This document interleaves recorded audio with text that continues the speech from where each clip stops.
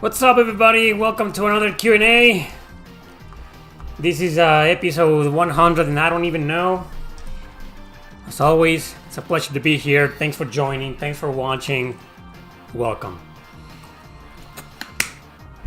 Yeah! I'm gonna make a poll right now. Start a poll. So what was the question? Damn, I forgot about the question. I was gonna ask about... I forgot about it. Sorry to let you down. If I remember, I'll put it on. There's only 2 people watching. I'll remember. I will remember. I shall remember. How are you guys? Is it that damn time again? To hang out? I don't even know why I call these videos damn questions. I think it was a meme that started all the way back in 2020. Let's talk about the history of the Q&As. A subject that no one cares about. No one wants to know the history of these Q&As, how they all began, why do I call them Q&As, why do I call them damn Q&As or goddamn or whatever, you know. What's up with that? Where and when did it all start? When? Where? Okay. No one gives a damn. I know that. But I will tell the story anyway, because I don't give a damn either. I don't give a damn about you not giving a damn. Was around 2019, I believe, when I did my very first Q&A. Because people were asking me.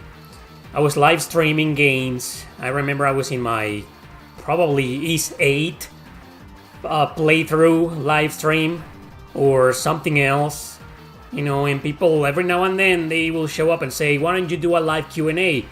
Just be in front of the camera and answer questions. And I was like, okay. That sounds like, I don't know, kind of weird, because why would I go out? I mean, it's not as if I was a big celebrity, you know. Why would I go out and spend time answering people's questions? Like, do people really have a lot to ask me? I don't know. I found that to be like really weird. So eventually I did the video as per fan request.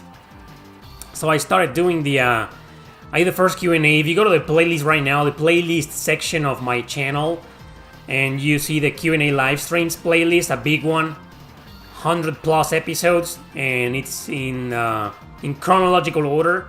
In the first video you'll get to see is that first Q&A, and it was bad.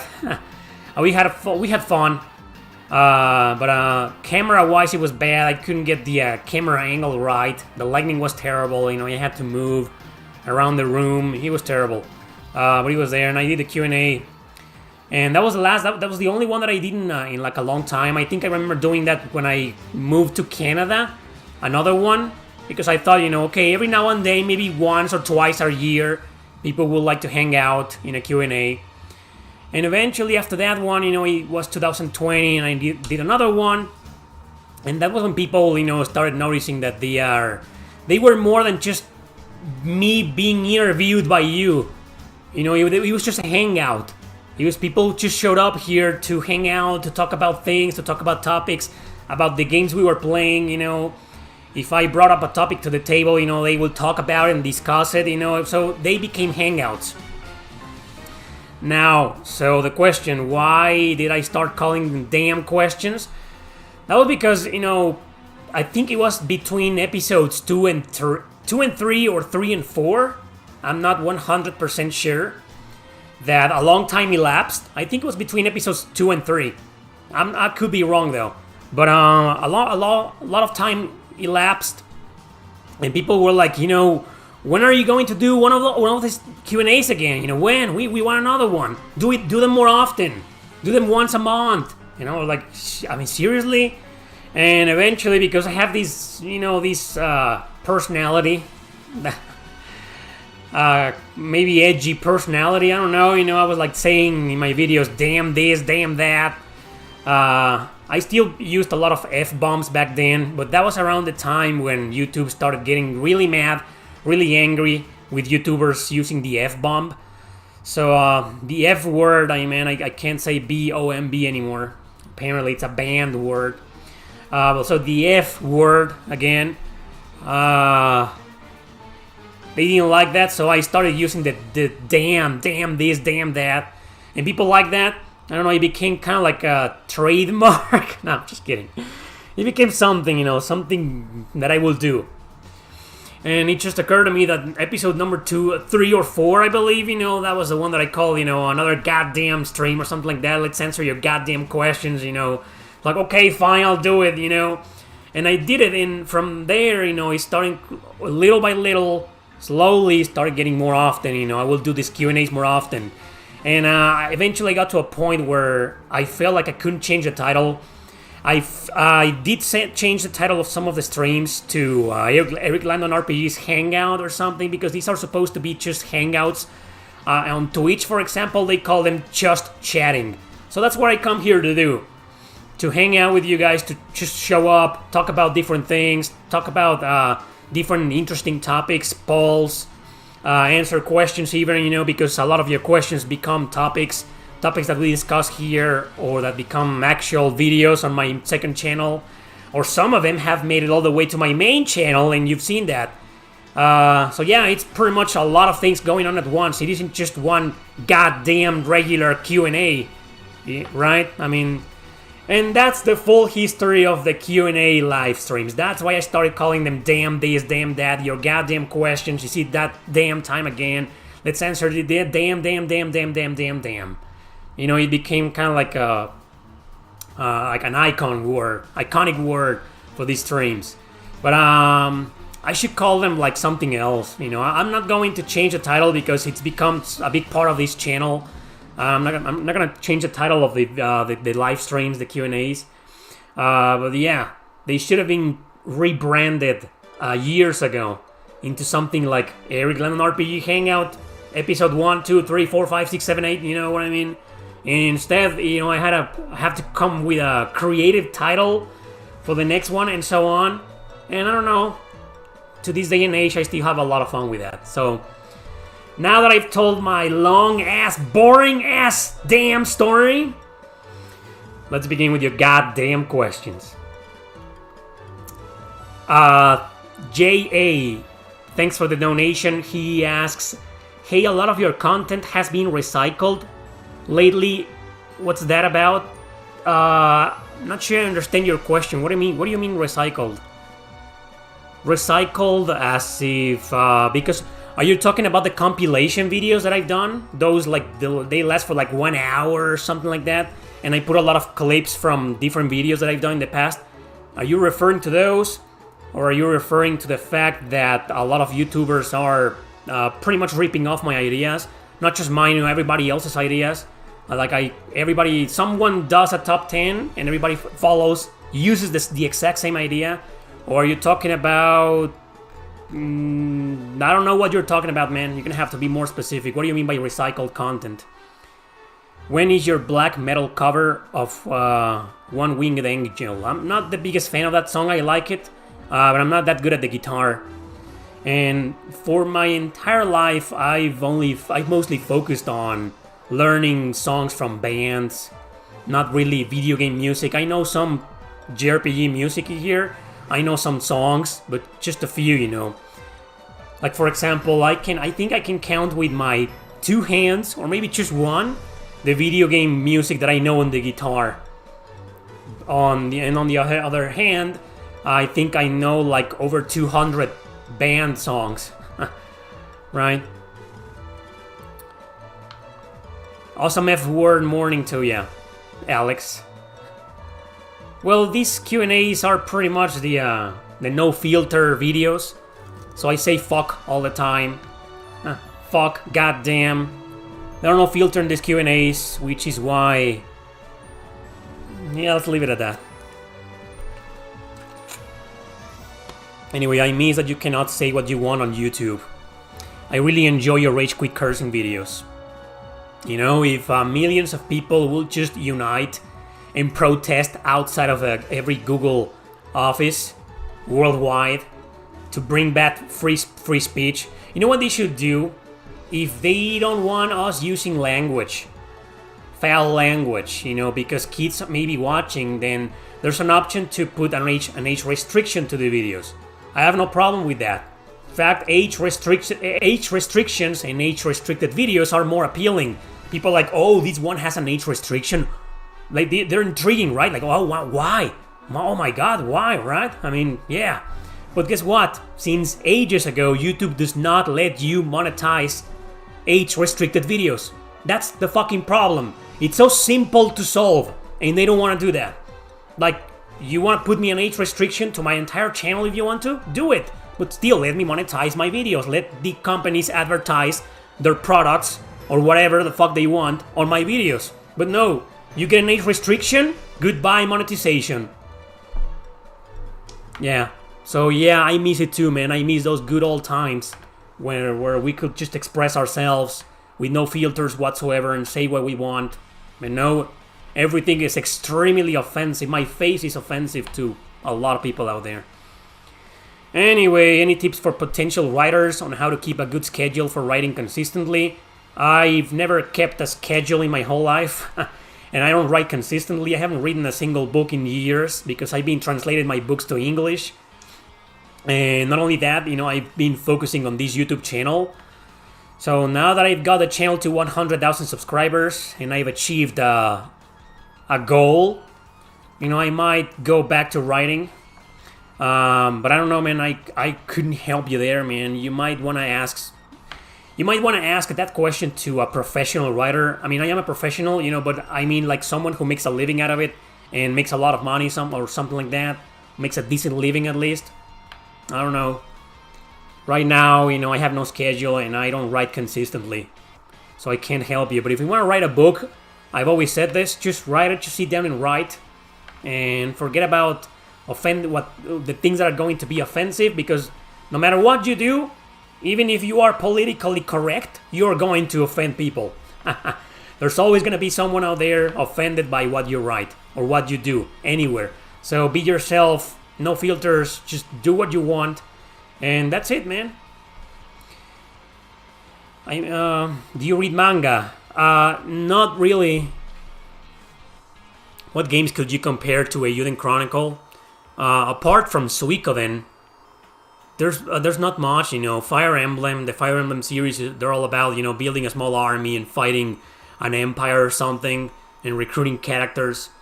A lot of strategy RPGs are like that. Some of the Spectral series, Spectral Souls, Blazing Souls were like that, the Agarest War games, but most specifically Spectral Souls, you do recruit a crap ton of characters.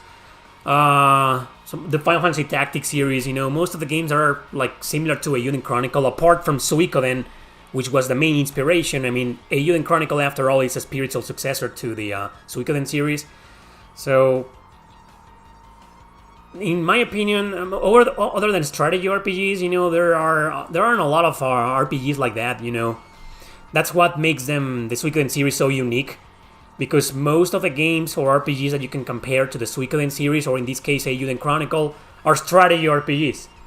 It's really hard to find like a turn-based RPG that is like that. Maybe the Trails series, because eventually you do recruit a lot of characters, and there's a crap ton of characters in your party, and they are a bit about fighting a war, right? But not really. It's not really the whole purpose of the games. They are about a lot of things, the Trail series, so it's hard to compare Trails to Suikoden, for example. So I don't know, maybe somebody else can provide an answer. RPGs are like a Eiyuden Chronicle, about recruiting characters, building an army, and fighting an empire, something like that. But I mean recruiting a lot of characters. Okay, here's one for you, maybe a Radiata Stories. Again, not the point. You're not really. There is a war going on, but the war is not the point of the game at all. But you do recruit a crap ton of characters, and I mean a crap ton of them. More than Suikoden, 150 or more in Radiata Stories on the PlayStation 2. That's as close I can get, actually. What happened to JA? He left. He got offended because I didn't answer his question in time, and instead I told my boring story about the history of the goddamn Q&As. Thank you for the JRPG videos. You're welcome, Snow Coffee. Really enjoy your streams, man. You feel like a cousin or older brother. That's awesome, man. Now, this is a community hangout, actually. One thing I didn't mention in my Q&A live streams is when they became more consistently, like every 2 Sundays, remember that? I think it was around 2021. Well, in 2021, I think it was like only once a month. Something like that, and then they became like every 2 Sundays, and then eventually, since last year, every Sunday, was because one of the main reasons is because I quit the comment section. I was hanging out a lot in the comment section during my first years of content creation, and then I quit that because it got just overwhelmed with trolls and haters.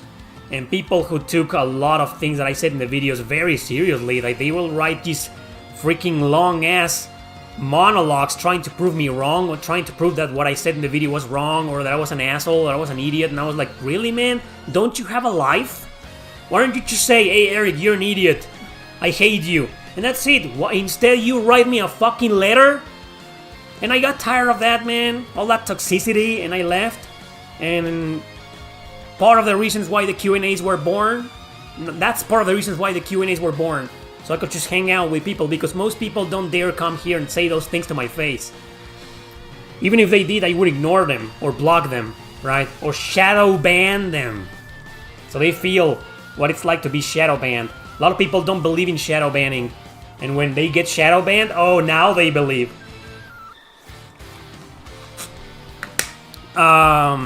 Regarding JRPGs, is there any kind you like the most? Yes, strategy RPGs.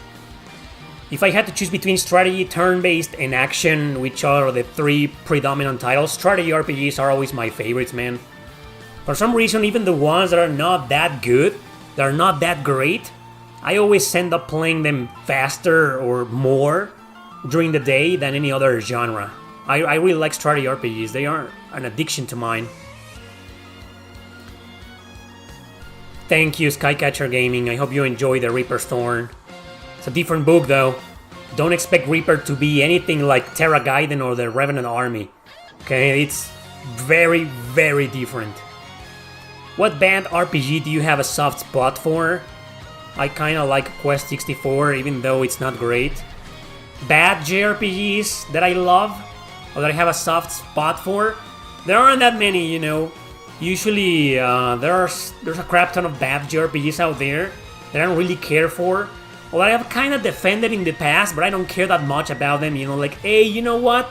I mean, you've seen this in my videos probably saying, hey, this game is not that bad, it's okay, you know. You can see a lot of that argument being used in my tier list videos. Most of those games that I rank on the D, or sometimes on the C, I'm always going on about, hey, this game is okay, it's not that special, but it's okay, you know, I do recommend it. Because after all, I think there might be someone out there who appreciates them more. Like, you know what, there's this game, and it's about this and that, and it plays like this and that. I wasn't the biggest fan, but it's there, and I don't think it's bad. And it turns out there are people that are like, oh my god, I love that fucking game, right? And then they get offended and write a comment saying, this game should be on the A, I'm unsubscribing right now, fuck off. Anyway, so, yeah, I have one. It's called Mimana ER Chronicle on the PSP. I like it. And because I like it, I don't think it's a bad game. I mean, why would I like something that is bad and say it's bad, but I like it? Doesn't make any sense. But it's a game, it's an RPG that a lot of people think it's bad, has low ratings, poor reviews. It's a mediocre game according to a lot of people, but I have a really soft spot for it. Probably because of the music and the characters, you know, they grow on you, it's a really good comedy. Sure, the gameplay is like meh, and the battle system is like meh, and sometimes you go into the dungeons and there's barely any music, there's no music whatsoever in some areas. I mean, technically speaking, in terms of technically speaking, it is objectively a mediocre game. There wasn't a lot of effort put into it. It was probably rushed, and there wasn't a lot of care. You know, I don't think the developers care that much about it, or eventually they had something big and they didn't know where to go from there, or something happened, they ran out of budget. I have no idea. It's hard to find the history of some games like that game, like that one, Mimana Chronicle, because it's such an obscure game that there's barely any documentation online about it. So I don't know why it turned out to be the way it is. But Mimana Chronicle is that one game to me. You know, it's considered as a bad JRPG, but I do have a soft spot for it. Is there another one maybe out there? I don't know what. There's gotta be more. There's gotta be a few more. I can't think of one right now. But there's gotta be another JRPG out there that's like, you know, considered as bad. Oh, here you go. Here's one, Valkyria Revolution. There's a lot of hate towards that game. A lot of people hate it and think it's bad. You know, but I thought it was great. Hell, I think it's a much superior and better game than Mimana Chronicle. And I do have a soft spot for it. But I just don't acknowledge, you know, the game being bad. I acknowledge Mimana Chronicle being kinda bad, but Valkyria Revolution, there's barely anything wrong with it. It's not a perfect game. It's probably a B tier game, a great game, and that's it. Nothing extraordinary, nothing like wow. No, but it's a pretty damn good game, man. I don't think it's bad, so maybe that wasn't a good answer. I know there's gotta be something else, you know, that's like considered by the consensus as bad, and I have a soft spot for it. But I can't think of one right now, apart from Mimana Chronicle. That's always been the classic. Maybe Stella Deus. You know, Stella Deus on the PS2. A lot of people praise the game nowadays. You know, its reputation kind of increased a bit over the past several years. But I remember back in the last decade, around 2010, I played the game in 2000, probably 2009 or 10, around that era. And when I played it, I was like, okay, so I want to read online about it. And I did, and apparently back then, it was considered as one of the worst PS2 JRPGs. Not anymore. I mean, ask anybody, most people are going to say, I haven't played it, or no, it's not bad, right? So its reputation got saved over the course of time, thankfully. But back in the day, it was considered a bad game. And back then, even back then, I had a soft spot for it. Actually, a long time ago, I was invited to this channel, to this YouTube channel, and they asked me that question. Like, is there a JRPG that's kind of like a guilty pleasure? Like, it's bad, you know, but you like it, and nobody else does? And I picked that game, Stella Deus, because back then, nobody liked it. Nowadays, a lot of people do, thankfully, but yeah, it's a game, it's like Valkyria Revolution. It's not a masterpiece. It's not like, wow, hey guys, this is like stupidly strongly recommended. No. It's a big freaking grind fest after all. Yeah, but there's another game whose reputation has suffered throughout the years. It wasn't like this. This is the opposite. Okay, when it came out the first years, people seemed to like it. They have no problem with it. And then eventually complaints started about the game having a time limit. And then completionism started trending with the trophies and people 100%ing games. And they played this game and they were like, no, fuck this game because there's a time limit and I don't have enough time to complete, to 100% it. And I was like, what are you talking about? You are trashing a game just because there's not enough time to 100% it? Wow, gaming has become something else entirely nowadays. How can you just give bad reviews to a game because there's a time limit and it's too stressful to complete it? Of course, I'm talking about the first Atelier game, Rorona. The first Atelier game of its kind that came out of Japan, because the previous ones weren't like that. The first ones were like that, but they never came out of Japan. And then there's Atelier Annie on the Nintendo DS. I don't know which one came out first, Rorona or Annie. But whatever the case, Rorona became infamous because of that. And I was like, man, that's a good game, and I beat it. I didn't 100% it, you know, but when I beat the game and I started reading all of these complaints, I was like, what the hell? Why are people trashing this game? You know, it's a good game. Sure, again, it's not a masterpiece. It's not a super strongly recommended game, you know, but it's a good game. It's a good Atelier game. And if it wasn't for Rorona succeeding, there wouldn't be Atelier Ryza. Okay? A game like Rorona needed to succeed. And it did. It succeeded back then. It got the Final Fantasy VIII treatment. It came out, everyone liked it, and then over the course of time, the internet started trashing it. That's what happened to Final Fantasy VIII. That's not a bad game. That's a pretty divisive game. But Rorona, it's one of those games. It's not a bad game, but I think a lot of people trash it and refuse to play it just because of the time limit. Well, okay, if you're a die-hard completionist and play games on the hardest difficulty and want to 100% it, then I don't know, man. And you trash that game, I think you're the one who's wrong, in my opinion. I don't think the game is designed to do that. Maybe on your second playthrough, but no. Just play the game normally and you love it. And the time limit is not going to be any stressful at all. Did you know there are Super Robot Wars for PS4, PS Vita? Some of them never came out of Japan, but then they're like an English version, yeah. They are the PlayAsia versions, if I'm not mistaken. Yeah, there are some. I haven't played them, but I know they are kind of expensive. My mom, she's doing well. My brother got married last night, and she was there. Like nothing. She's fine. Thanks for asking. She's been doing well. Mine has been in and out of the hospital since she's 82. Oh yeah. My grandmother, she's 94. 94 years old. And she's been in and out of the hospital since she was like 80 years old too. It's that age. 70 something, 80, when they just start going in and out, in and out, in and out. It is like that, that's the reality, and that's what's awaiting almost every single human being on the planet, if we get to that age. It's hard to deal with that at the beginning. Eventually you get used to it, but not 100%. 94 years old, yeah. But my mom's great. Thoughts on Visions of Mana. I know it's a bit late to talk about this because it's something that happened several days ago. And if I do a clip for my second channel, it's gonna be outdated information already. It's gonna be like, oh, you're uploading this now? This happened like 2 weeks ago. But I have to, right? Just like Stellar Blade. I don't know if you guys know, but the producer of Visions of Mana refused to wokenize their game. I say they are because is the producer a guy or a girl? I don't know. Probably a guy, right? So his game. So he said no, he refused to change it or to alter it for Western audiences. He gave the world a middle finger. However, let me read you the article.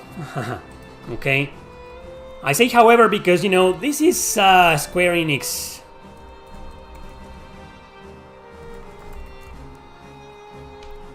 Refuses to change, yeah. See some videos here. Vara Dark. Cult Classic Cage, Yellow Flash. Anyway, I'm not gonna play a video right now. So here it is. Let me read you the article, okay, by a magazine called Bounding Into Comics. Bounding Into Comics, that's the name of the magazine. That's a clever name. Yeah. Visions of Mana producer refuses to change the series' identity for Western audiences. He says it is best to deliver the game based on the developer's creative vision. Wow, man. I just wish more developers were like this. More artists, not just developers. Artists worldwide. I wish this mentality came back. Like, be true to yourself, create the game that you want, and respect your own creative vision, and don't alter just to please minorities. Oh my god. In adding his voice to the ever-growing chorus of Japanese creatives who are refusing to compromise their artistic endeavors for Western sensibilities, Square Enix's Mana series producer Masaru Oyamada has declared that rather than bringing in new fans by changing the action RPG line's core identity, he hopes to do so by celebrating those elements which have made it popular in Japan for a long time. Thank you! I know, Masaru Oyamada, you're not watching this video, but wherever you are, thank you very fucking much for standing your ground, standing up against this woke fucking horseshit. Thank you, man. He says, Oyamada, who has served in his position ever since the 2009 port of Secrets of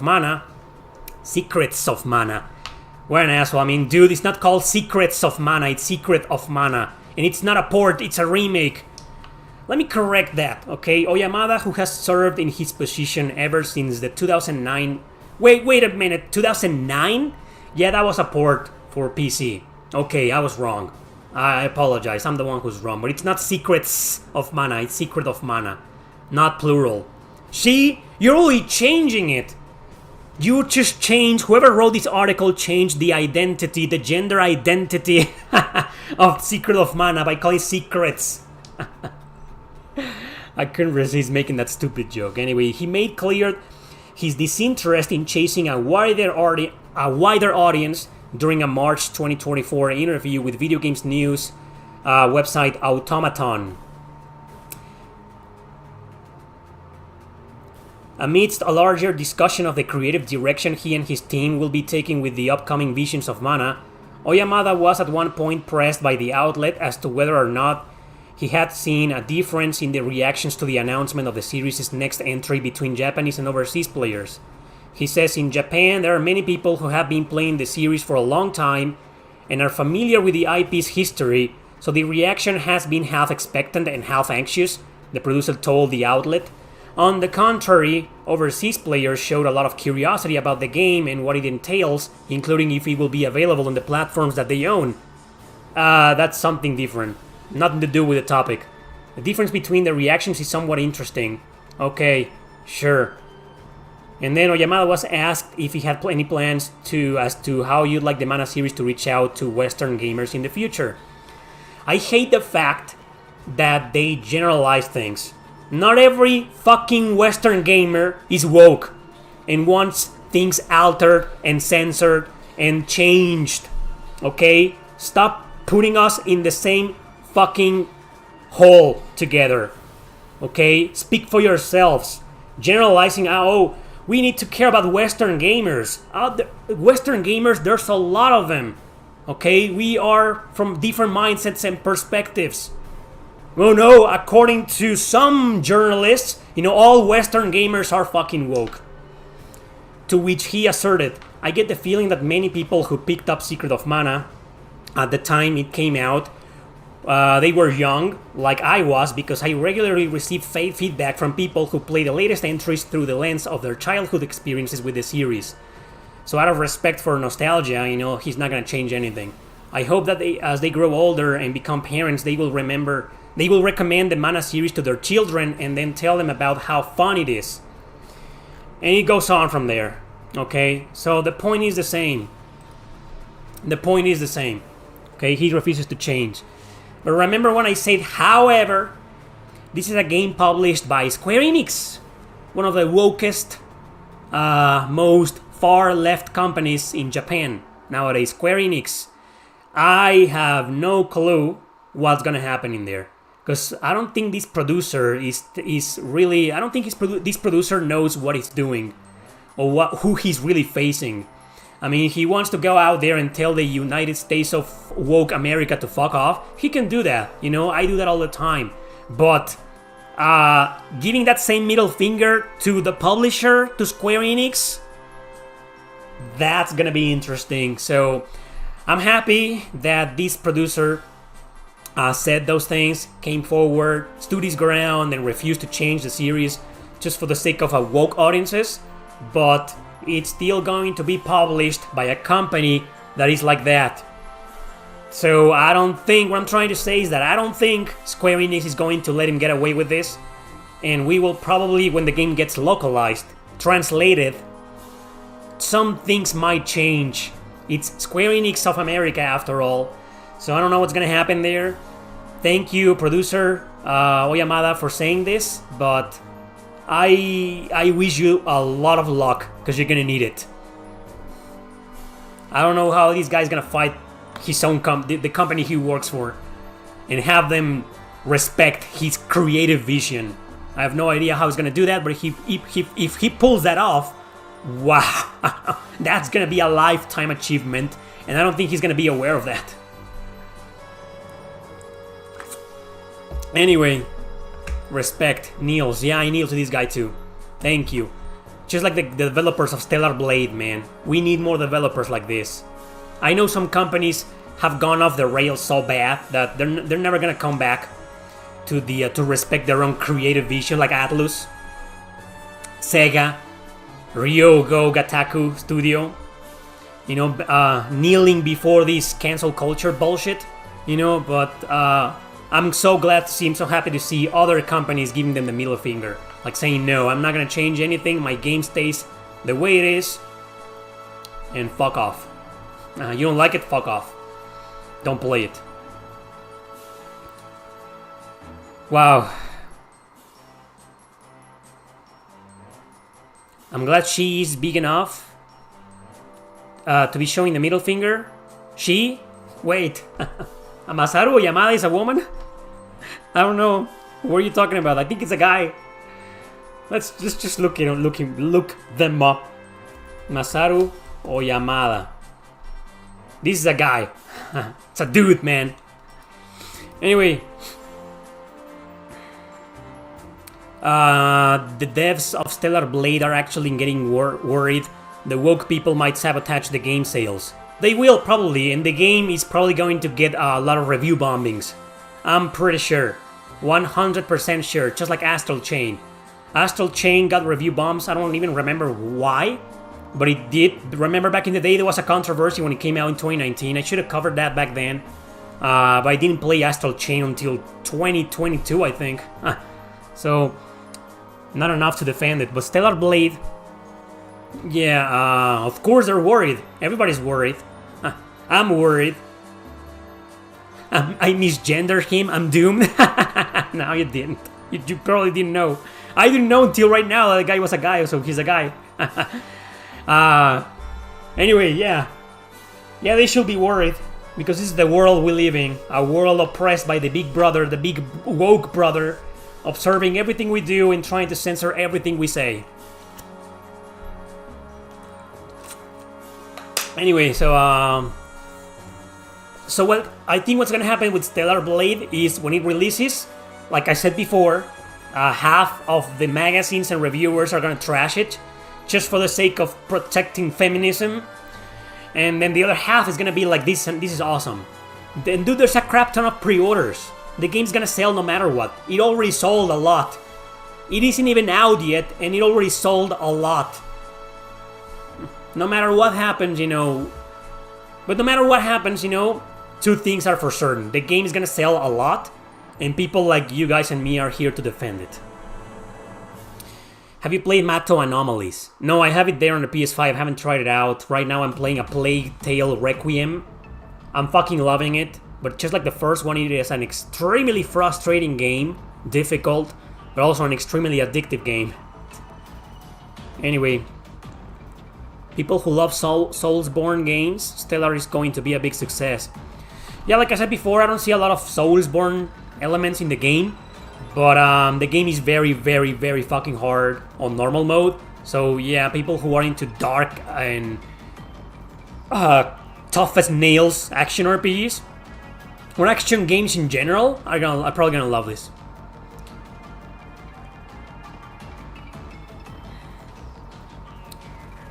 I say week 1, Stellar Blade is gonna get 1 million copies sold. Yeah. Probably more, man. Probably more. Stellar Blade is currently the top pre-order game on the PS Store. I know that. I talked about that last stream, and yep, that's true. I never knew that this... I never knew this. There was going to be a Lufia 3 for the PS1, but sadly the developers died before they could make it. Didn't I talk about my what the hell happened to Lufia video? From like 6 years ago? 5-6 years ago?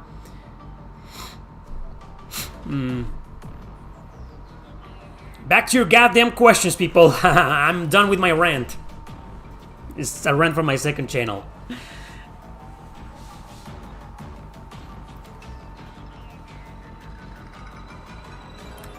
Hogwarts Legacy sold tons? I didn't know that. That's the Harry Potter RPG, right?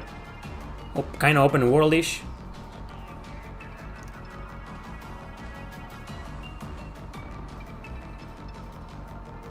Yeah, I was saying that the Visions of Mana producer pretty much said that he's not gonna change or alter anything from Visions of Mana for the woke audiences. They call them the Western audiences, but no. They should be corrected. Call them the woke audiences. Call them like it is. Don't lump us in the same fucking boat, man. Fucking journalists. Jesus Christ. Hey, Yulin Chronicle. I think some people who supported the Kickstarter big time already got their copies. I mean, one of my fans, Matt, I don't know if he's watching, he posted a picture. He said he got his game already. He got the game already. I don't even have it. I don't have it yet. How do you make goals for yourself? I'm always, well, you mean like in personal life?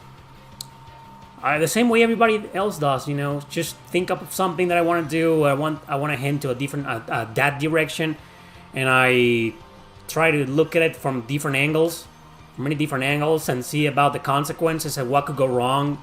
Reward and effort, you know, that little mentality right there. Like if it's worth doing it or not. I mean, when it comes to setting goals for myself, I don't think I'm that different from everybody else out there.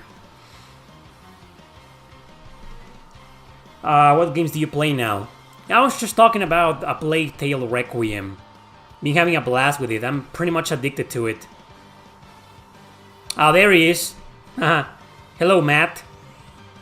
He says, yeah, I'm assuming they gave it early to all Kickstarter backers. And they deserve it, in my opinion. That's a great thing. That's a great way to show thanks for supporting the game. But I just wonder how many of those people, including you, are gonna play it right now. You should do a collab with Vera Dark. Yeah, I'll be happy to make a collaboration with like-minded YouTubers. Because it's such a rarity to find people who are willing to speak against politics nowadays. Most people, either they are in favor of those politics, or they're just too afraid to express themselves, and I see why. Look at what's happened to me. I'm the perfect example of what not to do on YouTube. So I think a lot of people are just afraid to express themselves, right? Yeah, it would be a great idea to collaborate with YouTubers like that. How do you decide what to play next when you finish a game, especially if you have a large backlog? I'm gonna answer this from my own personal perspective point of view, like from the gamer point of view, not the YouTuber, because that's a question I've answered several times in the past, and you guys already know why and how I decide based on my YouTube videos and my YouTube career. So on my own personal gaming life as a gamer, as a hobby, you know, usually I just play the next game that I really want to play the most. Like for example, I'm playing right now A Plague Tale Requiem. Even though it's been out for a couple of years, even though it's not an RPG whatsoever, it may have very, very small RPG elements, but no man, it's not an RPG. So why will the YouTuber be playing this, right? Because, you know, I'm a human being, and I want to play certain games that are not RPGs every now and then. So that's what I do. What I do is pretty much remember the question from like 5 minutes ago about setting goals? It's the same. I'm the same as everybody else in that area. You know, I'm just like, I just pick up the next game that I really want to play the most. And yeah, and that's it. It's a pretty simple answer.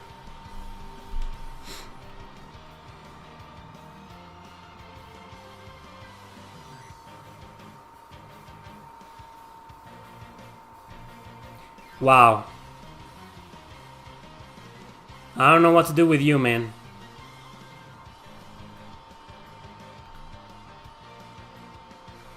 Wow, I opened Pandora's box here.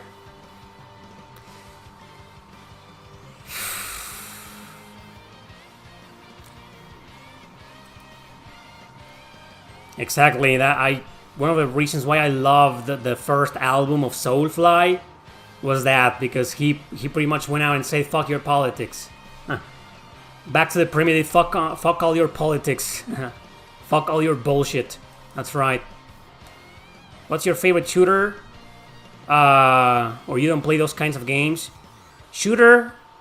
I play shoot 'em ups. It's rare. I like them. It's not one of my favorite genres, but I do play them and I like them.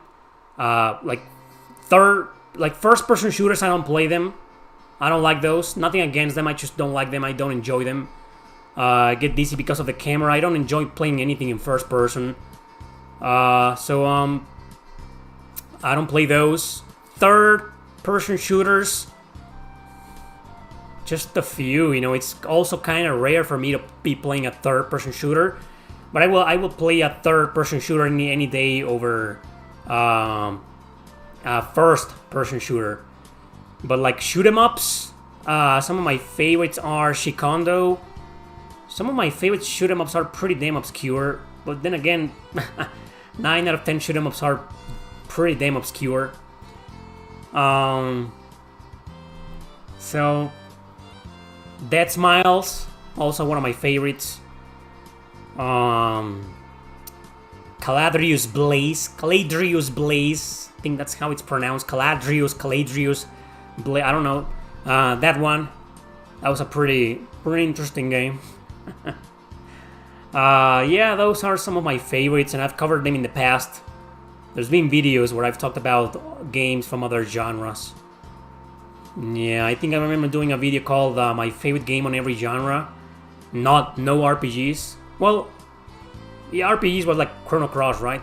But my favorite game on every genre, and when it came to shoot 'em ups, I think I remember picking Shikondo. It's everywhere. Came out everywhere, even for microwaves. I think it's a Korean game or a Chinese game. Not sure. How much importance do you give to voice acting? Like, would you mind if there wasn't any in gaming? Or would you miss it? Well, nowadays, voice acting in English is extremely, liberal and inclusive. And that kind of pisses me off. There was a controversy about Yakuza Like a Dragon Infinite Wealth. But I played the first Like a Dragon from like 4 years ago in Japanese because it just felt weird seeing these types of characters talking in English for some reason. So I changed to Japanese and it was much better. I thought the Japanese dub in Like a Dragon was more accurate, more loyal to its original source. It is the native language after all. So that's what I did. And because the characters look realistic and they actually look Japanese, I just felt it was better to watch them speaking in Japanese in their native language rather than be translated. So I did the same with Infinite Wealth, and I didn't know anything about the voice acting in English, and apparently there was some controversy that I don't even want to get into. And I was like, man, that was pretty damn bad. I'm so glad I played the game in Japanese. So nowadays, it depends on the game. I do give it a lot of importance nowadays because it's almost impossible to find a single video game.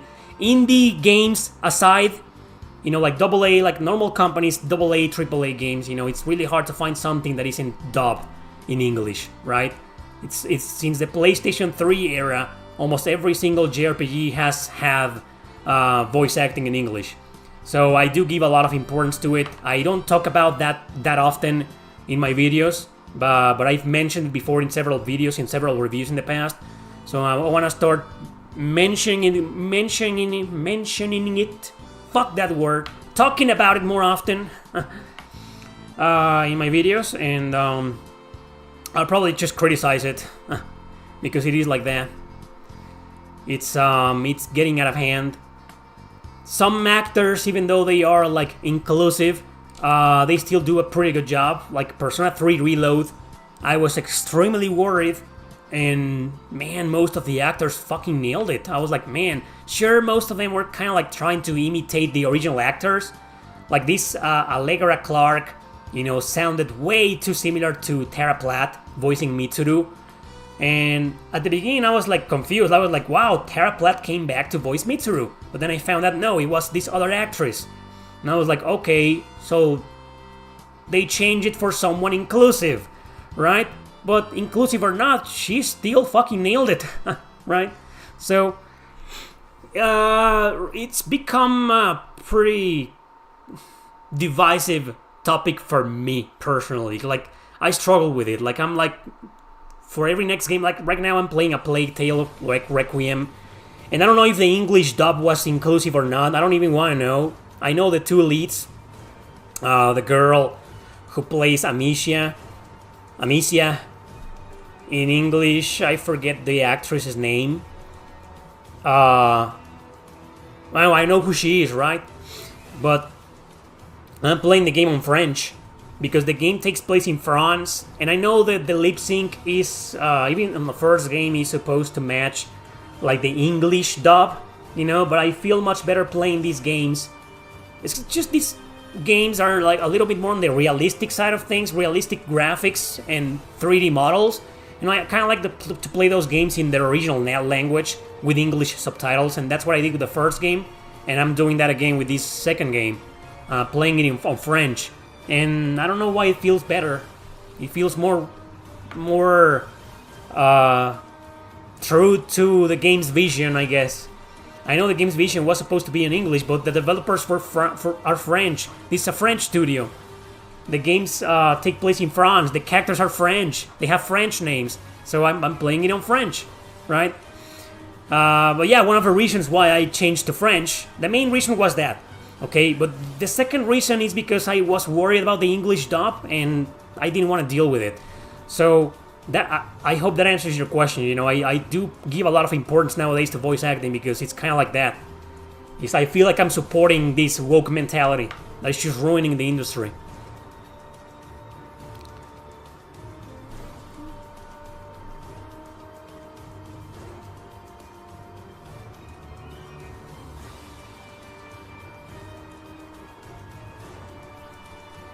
Not sure I understand your question, XF Go.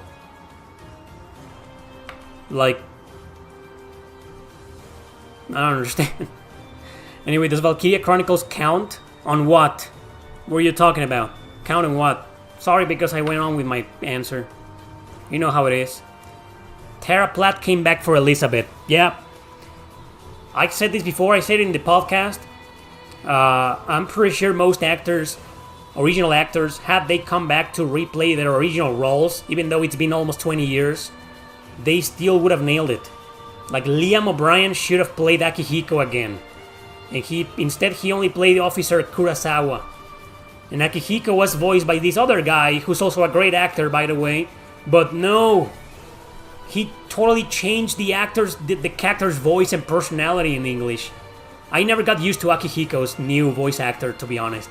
He did a great job, but no, Liam O'Brien will always be Akihiko for me.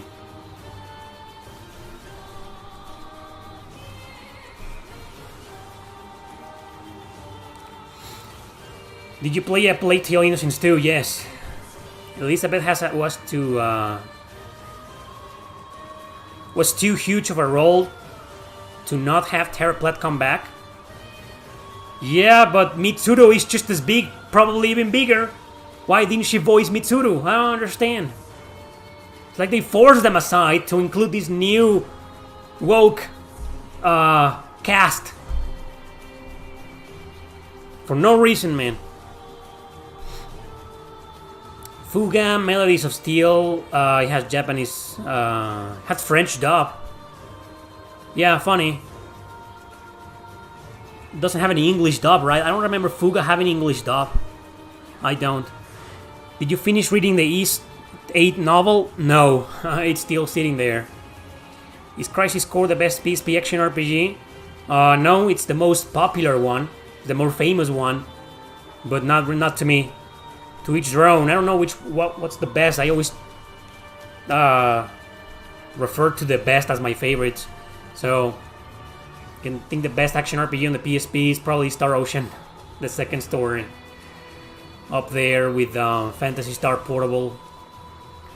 What else is E7? I think E7 is truly the best, the better one. For example, like E7 versus Star Ocean 2, PSP, not the remake. I will choose E7 probably. I love Star Ocean 2, but E7 is just a little bit better. It's just Star Ocean the second story, both the PS1 and PSP versions are brutal. were too fucking hard and too grindy, you know? And E7 wasn't like that. It's still very challenging, but it wasn't like that. And I like the combat more on E7 than on the second evolution. So I think I like E7 more. I know nobody asked this question, but you know, every now and then I like to have two games competing against each other.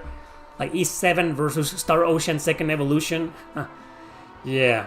I think the remake of Star Ocean, the second story, the one from last year, is better than E7. I like it way more, actually. But E7 beats Second Evolution, in my opinion. Just because of the... Oh, it also has a more fleshed out story. Star Ocean, the second evolution is a PS1 game after all, and not every single PS1 game has had a Xenogears level of storytelling, or Final Fantasy VII, or Chrono Cross, remember that? You know, a lot of JRPGs on the PS1 still have these kinda not story-focused narrative. And Star Ocean, I always felt Star Ocean was like that. It is story-focused, but not that much. I always felt Star Ocean, the second evolution, had more gameplay and more fighting than story. And I love the story in Star Ocean, the second story. I think it's a great script, but E7 just has more interesting dialogue, more interesting character development, and overall a better story, in my opinion. So yeah, E7 wins. God Eater? No, I don't like God Eater on the PSP. I like the remake on the PS Vita. I like that one. Resurrection. But the original God Eater Burst on the PSP, I don't know why I couldn't get into it. Probably because of the controller and the joystick on the PSP. Had I played God Eater Burst on the PS Vita, it probably would have been a different story. The original version. I mean the PSP version, but on the PS Vita, with the PS Vita joystick. It probably would have been a better experience for me. I don't know why I blame the joystick, you know, for that particular game. I like Resurrection more.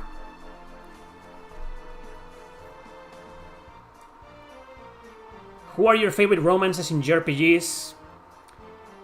And why is the best answer Faye and Ellie from Xenogears? That's also one of my favorite couples. Keith and Serge from Chrono Cross. Rin and Laura from Trails. Ryo and Nanami from Suikoden 2. Frey Yador, freaking name, Frey, let's just call him Frey. And Leon from Suikoden 5. That's one of my favorites, actually. I really like that couple.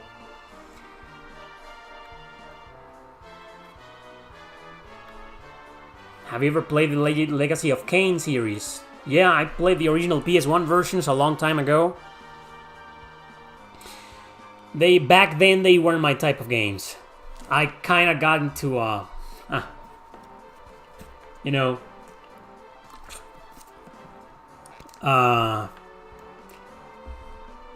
something called RPGs.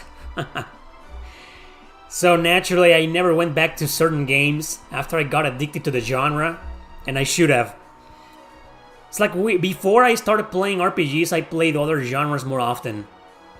Like when I got my PS1 for the first time, I played, apart from the Legacy of Kain games, Soul River, was that the PS2 game? Anyway, there were 2 games in the PS1. And I think there was a collector's edition with 2 or 3 of them on the same package. But what I did was play a bunch of games. I played the Marvel vs. Capcom, the Crash Bandicoot games. I became a big fan of survival horror games. Resident Evil, Silent Hill, Dino Crisis, man. Alone in the Dark. I played all of those, man. But then Chrono Cross came into my life, and I started overlooking a lot of other games from a lot of other genres. So maybe one day I'll go back to some of those Legacy of Kain games.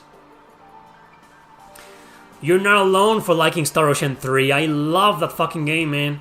Star Ocean Till the End of Time, I love it. It's one of my favorites. I know it's hard to get into, but I love it. I fucking love it. My favorite Star Ocean character ever is there. Maria, Traidor. I love her.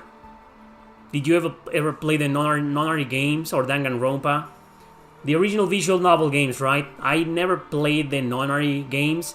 I did play Danganronpa games, just I never got into any of those, except the spin-off called Ultra Despair Girls. I'm a die-hard fan of it. Not the right guy to make that video, man. If you'll feel weird, me making a top 10 JRPG couples. I did a little clip about it. We had this discussion, this topic came out, and I went on with it, and I uploaded it on my second channel, and it's there. It got a decent amount of views, so check it out. It's called The Best JRPG Couples. Just look it up on my second channel. If you can't find my second channel on YouTube, by typing Erick Landon second channel, you should find it. But if you don't, there's a link to it in the description of this stream. You should see it there. It's there. And most of my favorite couples are there. Who is your favorite female character from mainline Final Fantasy games? You gotta be kidding me. You're making me choose between 16 games and there's a crap ton of girls? Come on, man. Anyway, Freya from Final Fantasy IX. I'm serious, I love her character. There's something about her. I know she's a rat, you know, but I love her character. I love Freya. I just love her, man. She's probably my favorite female character in the entirety of the Final Fantasy series. Celeste, probably a second favorite, or almost a number one too. Celeste, whatever it is pronounced. The girl from Final Fantasy VI. Ah, man, I love her. She's also one of my all-time favorite final characters, male or female, man. I fucking love her, man. Beatrix, I love her too, from Final Fantasy IX, but she's barely there. She joins your party for like 2 seconds, man. And she kicks your ass twice. I just wish she could have been a party member, like a permanent party member, man.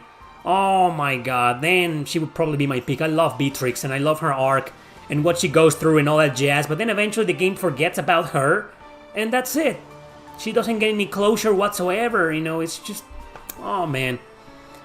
What a great character they had in that game, man. They wasted her completely, Beatrix, man. But I love her too. She will probably be in my top 5. I love Lulu from Final Fantasy X, even though she's mostly fan service. But I like that she's a bit of a gothic character, like a witch, you know, and she's kind of dark. She has this personality that's kind of edgy and uptight. You know, I love Lulu from Final Fantasy X. And I don't know who else. Terra herself is a pretty good character, but she doesn't get the best development either in Final Fantasy VI. But I like Terra. Why wouldn't I like Terra? Who doesn't like Terra? I love her, but not that much. She's not one of my favorites. You know, I liked Rosa from Final Fantasy IV, but again, you know, I never felt like she had the best development. But then again, I never finished the game, so I can't really talk about it. Oh, Fairies, the pirate girl from Final Fantasy V. I love her. She's such a fun character. Fairies from Final Fantasy V. But I don't want to talk about her because nowadays, characters like that, right? Nowadays. But yeah. I'm thinking about others, you know. I'm not gonna lie to anybody. I like Tifa from the original Final Fantasy VII. Not because of obvious reasons, but because I always thought she looked cool, man. Like the fighter girl, like using her fists to attack, you know, the boxing type of girl. And then the I don't want to spoil much, but she sticks up to what's the expression? Like, she sticks to Cloud. You know, she really loves him. And despite the guy being an asshole and a jerk, she just doesn't give him up. And wow. Because relationships like that nowadays just don't fucking work. People are always, you know, getting a divorce or separating because of the stupidest things. And then you got this couple in Final Fantasy VII that's like, you know, she just doesn't give up on Cloud. And I thought it was awesome, man. I love Tifa. Not gonna lie. 10 times over Aerith. Aerith, good character. I like her too, but Tifa, man. If Tifa had met... Nah, let's not go into that. Let's not go into that. Anyway, that's it for Final Fantasy Girls.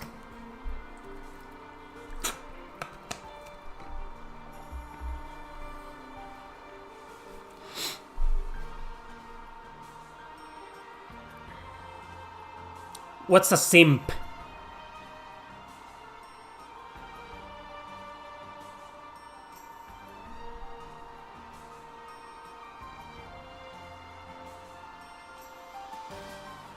Okay. Anyway, have you watched the anime Frieren? No. I haven't. Simp is a man who worships women? You mean Cloud is a simp?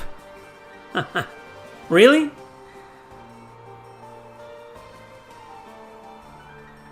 Great cut, my G. Okay. Thanks, G. Cloud worships women?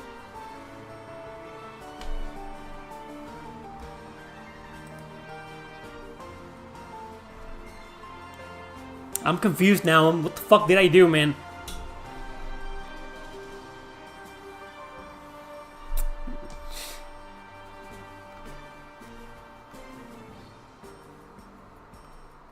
Jenny Tana from Final Fantasy 15 was pretty sexy. Who's Jenny Tana?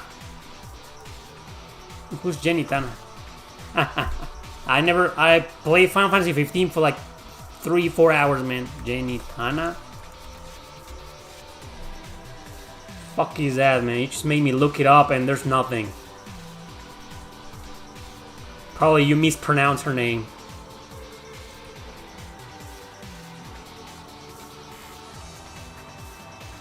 A perfect example of a simp is someone who spends hundreds of dollars on an OnlyFans girl. Ooh. That's sad.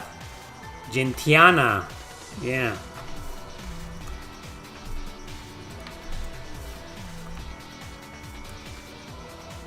Oh yeah, I see her. There's a lot of layers of clothes in her, but I guess she's sexy because of her personality, I guess. Yeah, so I don't know this character, man. I don't like Final Fantasy 15 or 16 or 13 or anything beyond Final Fantasy 12.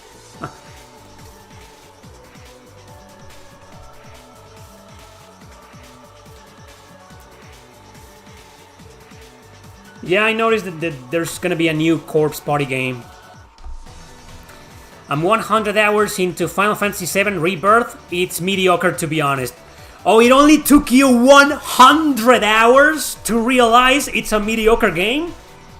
I haven't played it, so I have no opinion, but... Well, that's kind of ironic.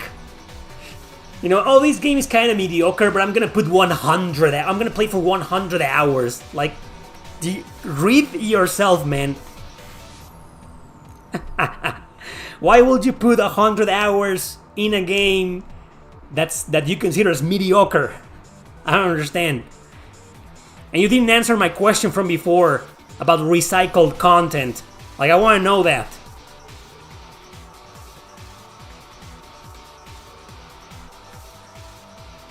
Ooh, you just pissed off people, man. Now they're gonna challenge you. Like, how is it mediocre? Ooh. Gets better at 101 hours, dude. He's right. He's probably right. JA, come on, man. What's up with that comment? I think you made it on purpose. It's like that meme from World of Warcraft. You know, I played this game for like an entire year, and I realized it's kind of bad. Oh, man. I don't know, it's Final Fantasy. I'll play it at some point. Rebirth. It's a great game we mixed with Mario Party. Oh my god. What? You think the first one is better? After 120 hours. People, man. Sounds like someone's trolling. Yeah, well, that was good trolling. I like that. If he was trolling, I like that. 500 hours, and you know what? The game's kind of bad. I love that. Final Fantasy VII Rebirth is nothing but mini games. It's just you people focus on. You play a lot of you play your games a lot, in my opinion. The same can be said about a lot of open world games. You play Yakuza, Like a Dragon 1 and 2, Infinite Wealth, and you're gonna be saying the same. Oh, it's nothing but mini games. You just focus on the same story. If you focus on the main story, no, it's nothing but mini games. No, and I'm pretty sure Final Fantasy Rebirth is the same. I'm gonna focus on the main story when I play the game, and I'm pretty sure I'm gonna like it and recommend it. And I'm not gonna go out and say, you know what, I put 300 hours, and you know what, it's nothing but mini games and side quests. You made the games like that. I mean, I don't want to sound like I'm defending the game because I haven't played it. Maybe it is, but I don't think so. Have you ever heard about the announcement about Visions of Mana and Koichi Ishii will make a comeback for a long time as a director of this game? Really? That guy made Ever Oasis when he quit Square Enix. I don't know. I didn't know he was back. That's interesting. Why will... maybe he was already back. Visions of Mana is a game that's already done. Doesn't have an announced release date yet, but it's there. You can clearly see the game's done. So maybe he already directed the game. Like he came back for it. Not like he's coming back. Right? I'm confused. Didn't like Final Fantasy 16. I put like 20 hours into it and I quit.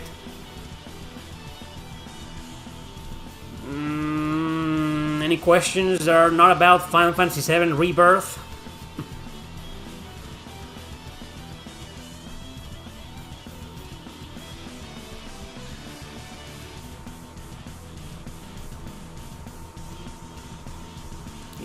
As long as it's not like Dawn of Mana.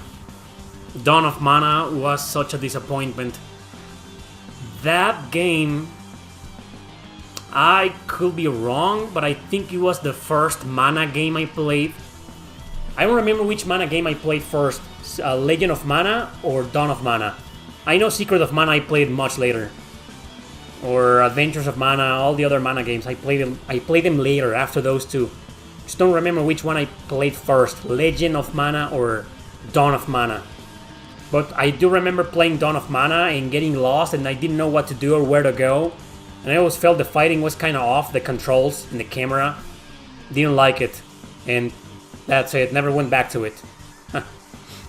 PS2 game, yeah, and I didn't like it. I don't think it's a bad game, but I don't think it's a good game either. I don't think it's a good game. That's just me though. If you liked it, that's fine.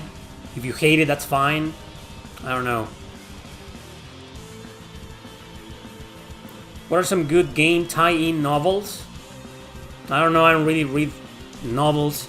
The only one that I read and didn't even finish it was Is 8 Lacrimosa of Dana. And that was done by someone else. Someone who didn't work on the game or had nothing to do with the script of the game. And I don't think it's a tie-in at all. So I don't read any... I've never read a single... Or have I? I've read a lot of books, but not a single one based on a video game, I think. I remember when they started releasing novels based on the Resident Evil games, and I kind of wanted to buy them, but I never did. I should have. I kind of wanted to read some of those. I just didn't know where to start, and I'm the kind of guy who likes to start from the beginning. But I don't think I've ever read a single tie-in novel, or manga even. Maybe anime. But anime is based on video games. Especially RPGs are usually the same story. Like, it isn't a tie-in. It's just the same story.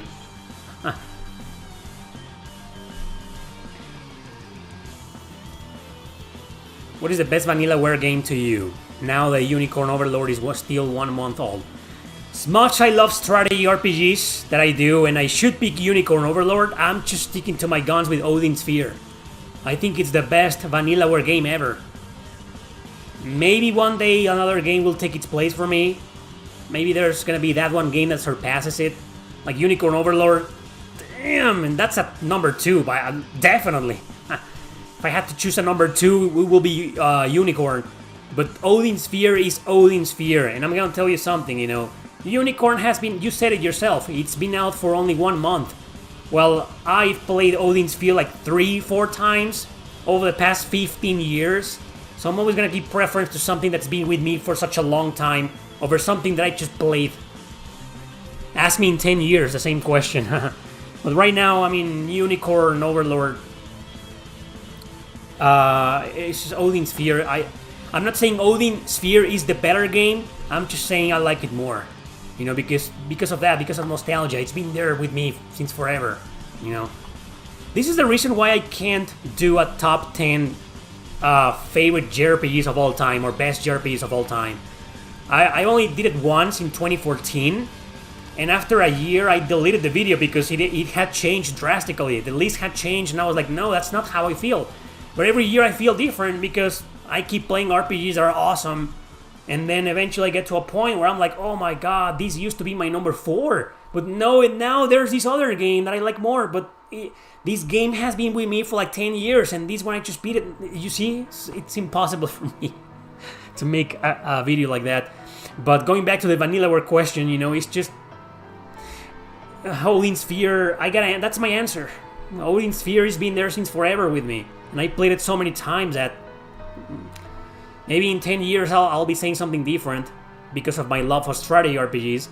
And then again, you know, it's kind of hard to compare Unicorn Overlord, a strategy RPG, with Odin Sphere, a 2D action RPG, right?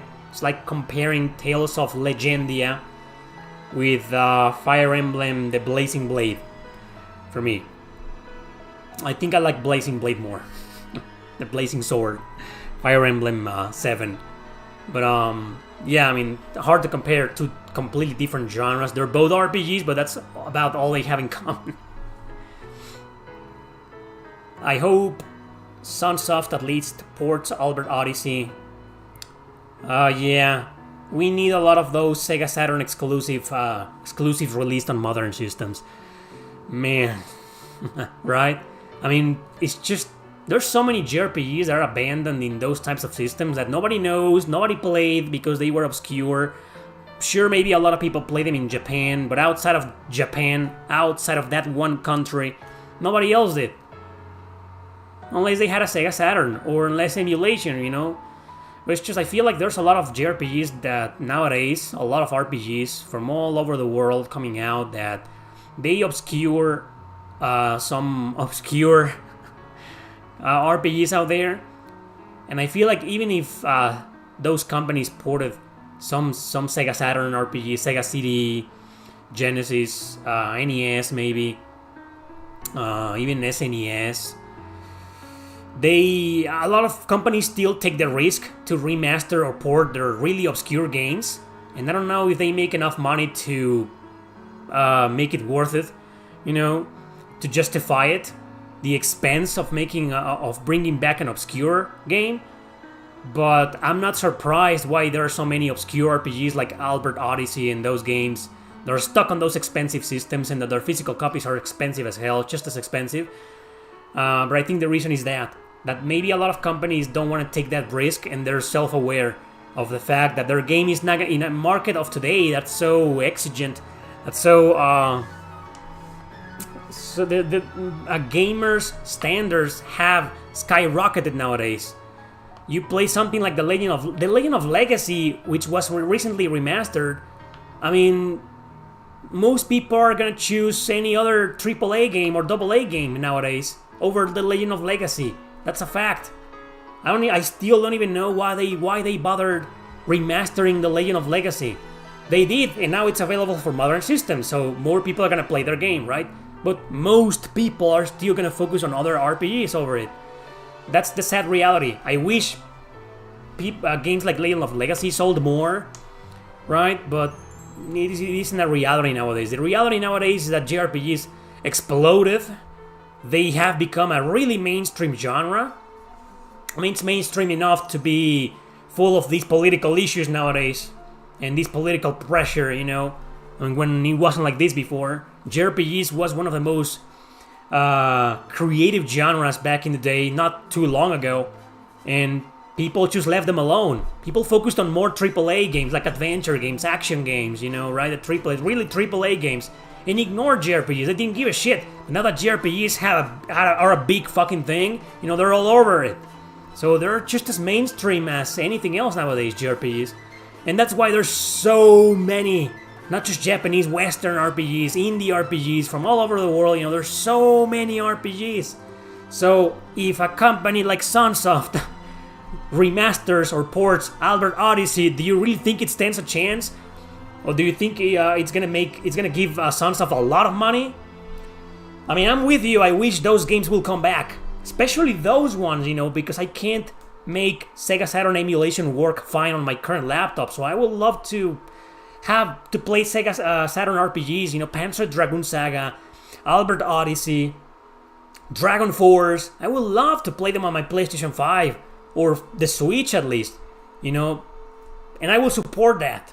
I will definitely support that and make a review like I did the Legend of Legacy review. I fucking knew the video was gonna fail. I was like, man, I'm gonna dedicate an entire review to this game and it's not even gonna get 10,000 views. But you know what? I don't give a shit because I want to support these obscure games, even though I know for a fact that they're gonna get crushed by all of these. There's just 10 million RPGs being released all year long. So hopefully they'll remaster, bring back those games, but I understand why they probably never will. Do you think you can make an RPG without a leveling system?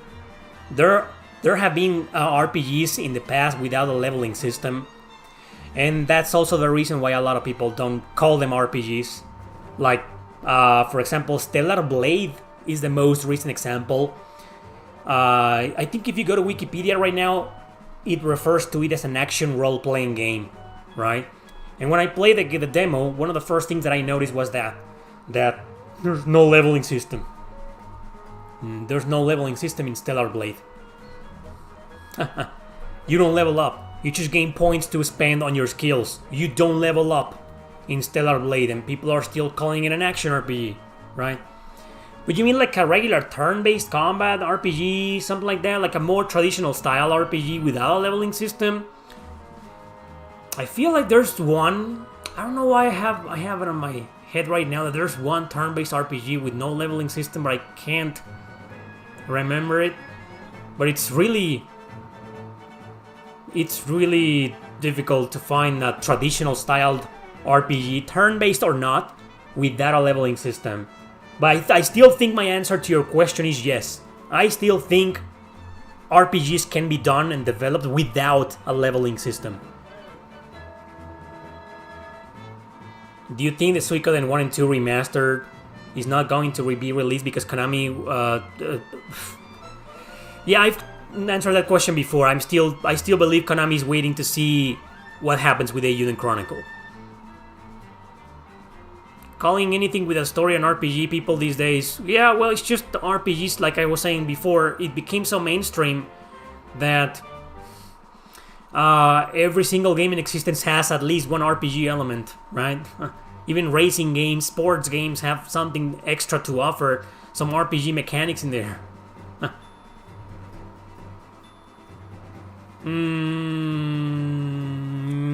You know what?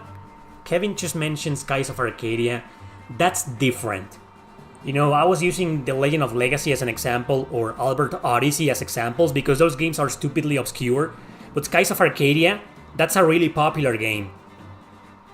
That's like, we're just changing like 180 degrees.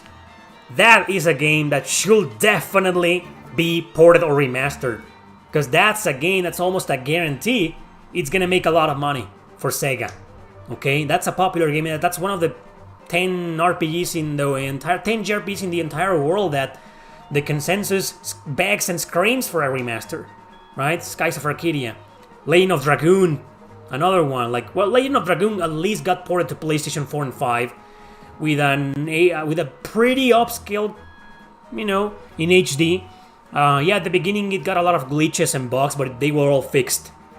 Okay, you play Legend of Dragoon right now on your PlayStation 5, and it's almost as if it was remastered. Okay, so at least Sony did that.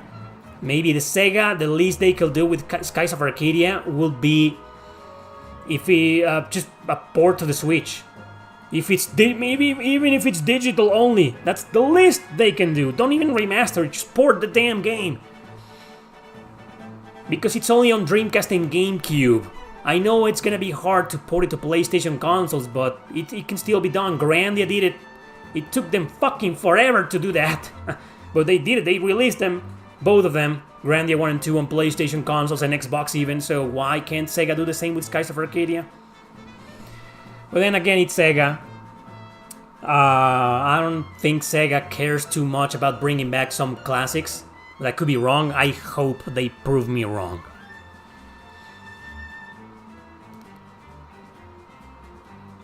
What would you guys like to see in a Skies of Arcadia remaster? Because I just kept thinking I abandoned that game and never went back to it because the random encounters were so annoying. I remember there was this part when you are in your ship, out in the sky, and there was a barrier, and you couldn't go past that barrier, and I was like, where am I supposed to go? And I spent like a couple of hours trying to figure out where to go, and I never got anywhere because random encounters just kept pissing me off, man, appearing over and over again and distracting me and getting me lost. I will fix that. I will get rid of the... Well, if it's a remaster, then they... How will they get rid of random encounters? Maybe just have the ability to turn them off if you want to, right? Because if they add enemies, visible enemies, then they're gonna have to do something from scratch, from zero, and add them. And alter the code, or I don't know much about programming video games, but they will have to change too. And that will cost a lot of money, right? But whatever the case, you know, at least reduce the encounter rate or give players the option to turn them off. Like, for example, if I have no clue where to go, I don't want to spend hours just trying to figure it out and getting interrupted by encounters. It's Suikoden 4 all over again, you know. I got lost so many times on Suikoden 4 because of the encounter rate. It was terrible. I love that game, you know, but that was its major flaw. Skies of Arcadia could do well without that. And that's it. I don't think anything else needs changing. So yeah, a simple remaster with the ability to turn encounters off, and also fast travel. I love fast travel. Those two options, and that will nail it. A turbo button, perhaps? Yeah, like a fast forward for battles, right? In case you want to grind, or you don't want to deal too much with the enemy, you don't want to waste too much time fighting on the turn-based combat, because that's a game where I think it has a really good turn-based battle system, but my problem is that it's one of those turn-based battle systems that are a bit slow because enemies are a little bit tougher, and some of them cannot be defeated by just one regular attack. I mean, you always had to do some kind of skill to defeat them, so they took a while. So yeah, maybe a fast forward for grinding, or for getting through those random encounters. That will be a good idea. So yeah, auto battle, I don't know. I get that's a lot of people who like auto battle. I don't. I like in some games, you know, but not always. You know, I kind of like, for most turn-based RPGs, I kind of like to choose my actions, because sometimes you just select auto battle and they end up messing up badly. Like Suikoden, I'm looking at you. The entire Suikoden series, all games have an auto battle feature, and sometimes they're like, man, they totally waste their turn, and I get my ass kicked. So, but yeah, auto battle, a lot of people appreciate that, so that will be a great addition to a Skies of Arcadia remaster. But I'm fine with just fast travel and an option to turn off the random encounters. That's it.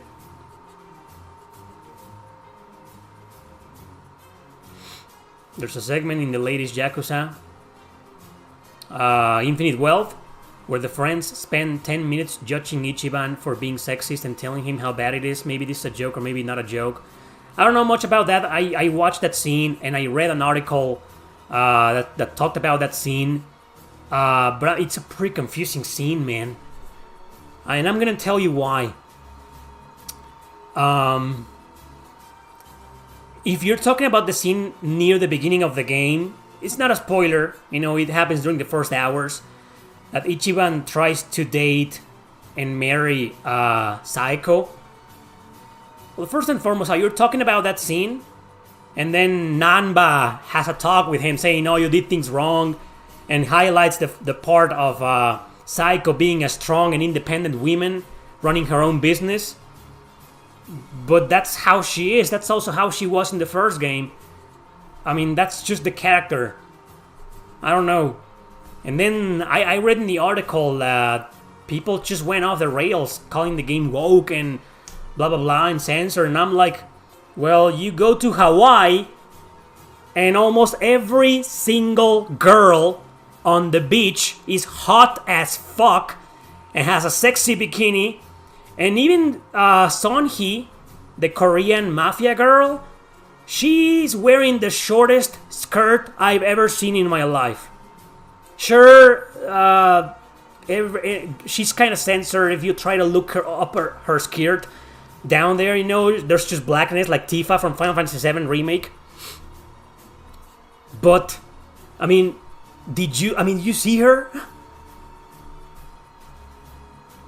Here's my problem with, not my problem, here's what I want to say about Infinite Wealth. It's just such a weird game that I think the developers didn't make things clear for anybody. You know, some games are like, okay, that's just fucking woke, and that's objectively woke, right? That's it. I mean, it's too fucking obvious. And there are others like Infinite World, like you can't tell, like they disguised a little bit about it, and then they confuse you, right? Like, why would you go on and make a statement about like women being independent and blah, and Ichiban being sexist and whatnot, and then he goes to Hawaii and all the girls are dressed up in these sexy bikinis and have incredible bodies, every single one of them. I didn't see a single fat girl in there, or an old woman in there, or regular swimsuits for girls. No, every girl had a fucking bikini. And Sonhee, you know, has this mini skirt that's pretty much a micro skirt, right? And that's fine. Infinite Will is such a confusing game. I think they made the game and waited to see with how much they could get away with. And some things they got away with, and others just didn't. I think that's what I believe about the Infinite Wealth. It's a weird game. And let's be honest, that scene with Ichiban and Namba at the bar, and Namba telling him, hey, you totally missed the point with Saiko. She's an independent woman, and I don't know, man, I don't feel that to be that woke. To be honest, there was something worse, far worse, that happened with the English dub. But I don't know, because I played the game in Japanese. The entire game. Didn't even bother with the English dub. Not even for 5 minutes. Right? Because I didn't care for it. Okay? But I read that there were apparently some girls voicing some guys in English. I don't know about that, though. But I read that, and that's fucking woke. That's not even woke. That's just fucking ridiculous. Straight up ridiculous. Right? Woke at its worst, in my opinion. If that's true. But I don't know about that because I played the game in Japanese. You know, but going back to the sexism example, it's so confusing, right? I just don't understand. I don't know. I don't know if I should say, oh, this game is woke. No, but it's just... You see what I mean, right? I mean, yeah. It's confusing. Well, that's my argument. I'm not trying to defend it. You guys know I fucking hate politics and political agendas and woke shit. You know, but... I mean, why would you... I'm just repeating myself. Which is why would you make an argument, a statement about an independent woman and have all these girls then in bikini in Hawaii and Sonhee with the shortest skirt ever? I don't get it. Anyway, there was a scene between man and woman on a bench in Japan. There was a scene between a man and a woman on a bench. You mean the Japanese version? But in the English version, the man is voiced by a woman. And that scene is just a couple of NPCs? That was a big deal? I mean, I will be very pissed off, you know, if a girl voiced a guy or the other way around. You know, it's happened before, but it's kind of justified. Okay, Valkyrie Profile was kind of like, I don't understand what the fuck, man. Many of you don't know, and I talked about this in this video was from like 5 years ago, okay? There's a video I did called 10 Things You Didn't Know About Valkyrie Profile. And there was a segment where I talked about a specific voice actor who played Arngrim. And this actor, I'm not gonna say much about it because he died, but he was, I think he was a transgender. Okay, he still voiced Arngrim, right? So even back then, it was kind of like, okay, but it's different because this is someone voicing a main character. But if you're talking about a girl voicing a random NPC for like 2 seconds, so you see what I mean? I'm not trying to defend Ryo ga Gotoku, the studio, and Masayoshi, that's the producer, the creator of the series, right? The Yakuza series. I know there was an interview where he kind of like shot himself in the knee, in the shoe, like pretty much saying like, oh, we're not being censored by Sega of America. We're auto-censoring ourselves. Yeah, we're pretty much censoring ourselves from the beginning. You know, yeah, I kind of lost a little respect out there for him, to be honest. But my point is that I don't even know what I'm talking about anymore. I'm just so confused by Infinite Wealth.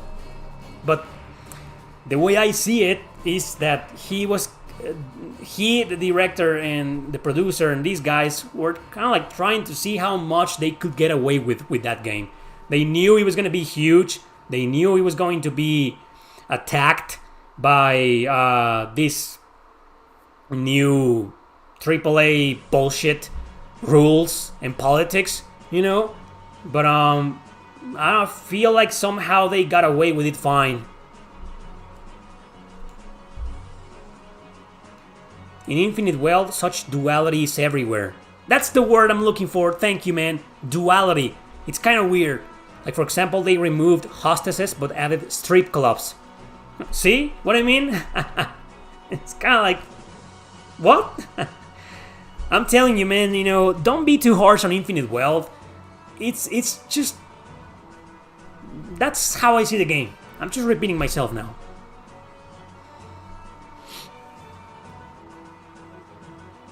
Sega should stop pandering to those DEI investors.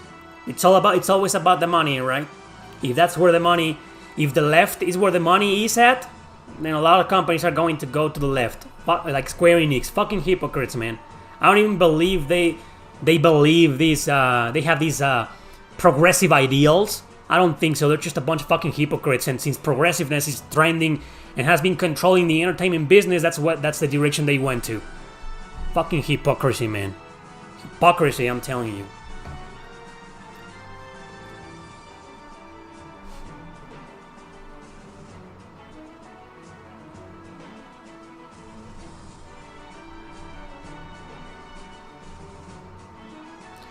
I'm currently playing Alondra 1. It's such a masterpiece, but the puzzles are killing me.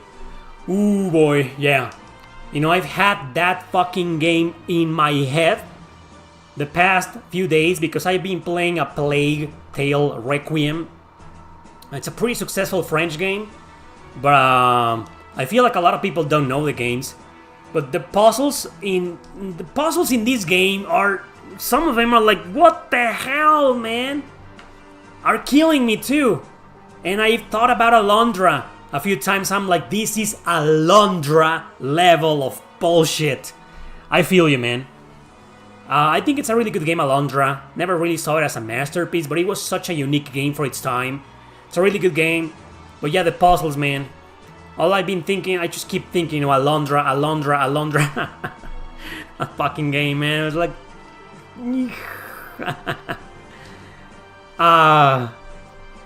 damn. Even Nintendo is looking for DEI now. Yeah. They're rich. The 1%. If the 1%... Well, there's a lot of people from the 1%, like Donald Trump, are fighting against it. But there's some... Fuck, I shouldn't have mentioned that guy's name. Holy shit. Now there's gonna be a lot of comments about that. I don't give a fuck about this guy, okay? But, most of the people in power are from the left nowadays. So, of course, they're gonna push that agenda. That's the history of the world. Whoever rules the world, whoever has more power has the luxury of pushing their own agendas on people. Through politics, through taxes even, through entertainment, through the media, through everything. It's the history of the world. And right now, the left rules, the DEI, the sweet baby, the whatever, and those guys are the ones controlling the political narrative nowadays. It's always the same. Hollywood, same fucking thing. And you go, and all of a sudden, all of these actors they agree with that. And they're like, yeah, making statements in their interviews and saying stuff like, yeah, progress and stuff like that. Whereas 20 years ago, they were saying things that were completely fucking different. Hollywood is a nest of hypocrites, man, and the entire world knows it. Still, we keep feeding them because they make good movies. Not anymore, in my opinion, but back then, they did. I don't give a rat's ass about Biden or Trump or fuck those two guys, man. I don't live in the US, but Google pays me, and Google pays me from the US, so I don't care who wins, but all I care is how fucked up I'm gonna be. Who's gonna fuck me over more? Right? I can't vote anyway. More worried about my country, man. But here in this country, democracy, oh my god. YouTube hearing me right now is just gonna keep sinking. Does this ever ruin your immersion in the game? Okay, so I recently finished Final Fantasy VII Rebirth. I haven't played it, man. But anyway, I noticed that, just like in the first part, even the dirtiest homeless people there looks like a hipster from a barber shop. I didn't notice that. I can't answer that question because I didn't play the game. I just played the demo. And I remember Cloud enters his hometown and it's full of people from different races, mysteriously. That wasn't the case in the original game, but from the PS1. I noticed that when I played the demo, when they go, Sephiroth and Cloud go into his hometown, there's a lot of people from different races there. Like, these races don't even exist in this universe. But they're there. Okay, fine. So, is your question like, are you trying to ask that? If that ruins my immersion in the game? Or like details like a homeless person looking like a hipster from a barber shop? That's awesome, man. Oh, man.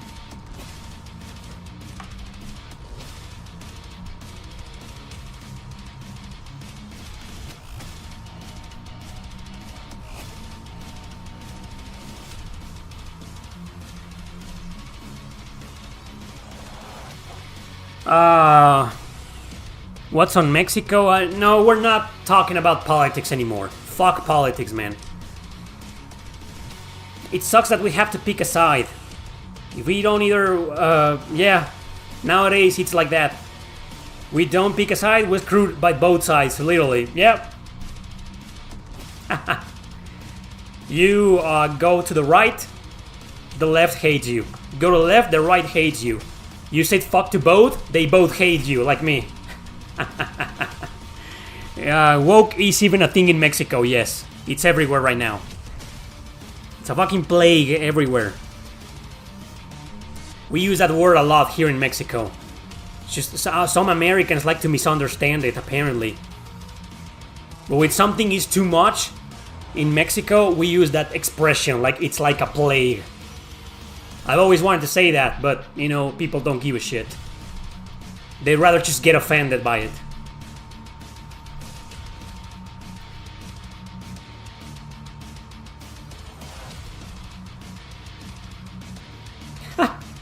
It's sort of like this Shin Megami Tensei alignment system, but political.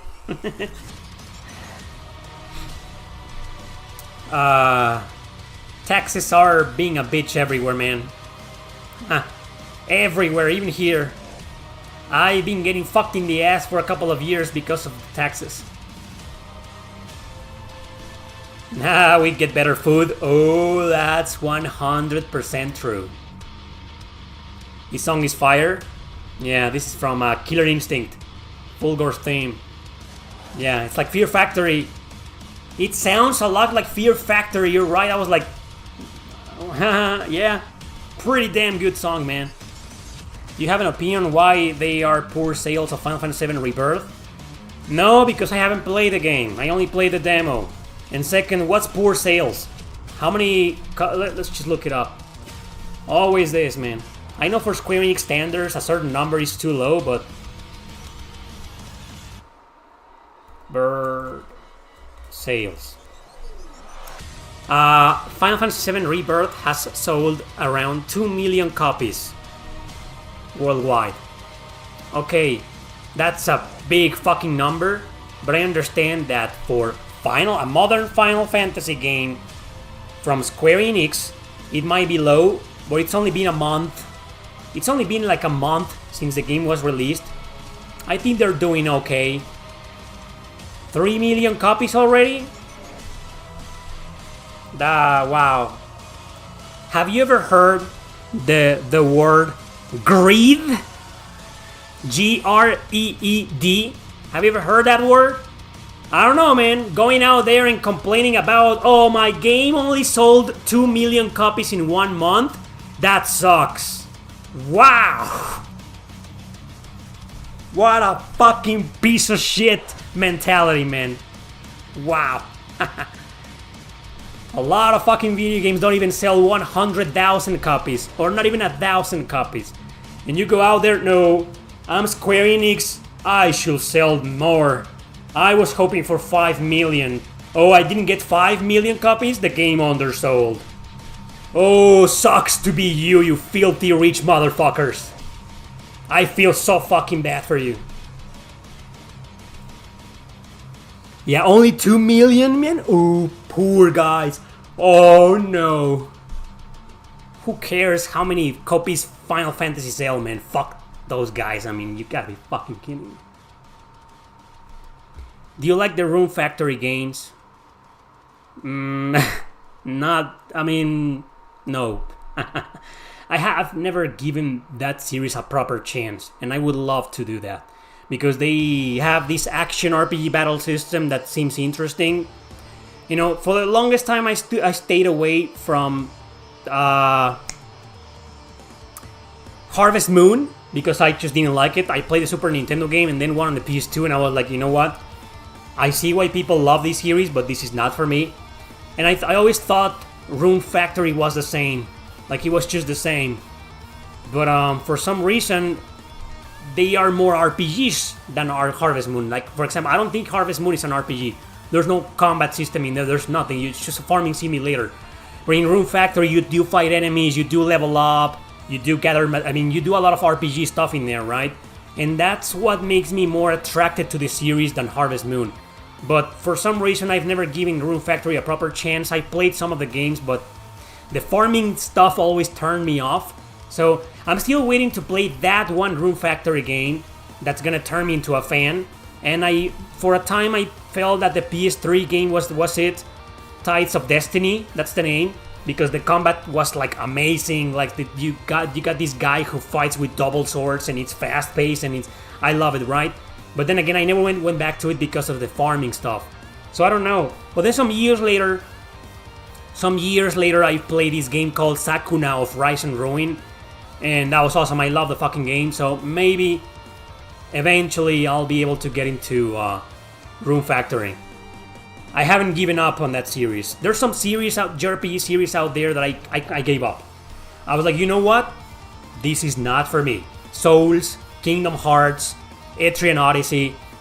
Nothing against them, man. Well, Kingdom Hearts, that's a conversation for another day, but Souls, Etrian Odyssey, you know, there's nothing wrong with them. They're not for me. But Room Factory, I haven't given up. I haven't. There's still hope.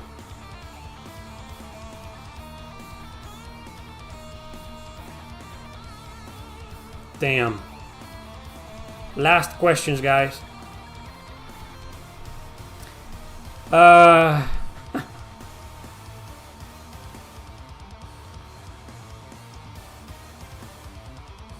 You're still talking about Square Enix.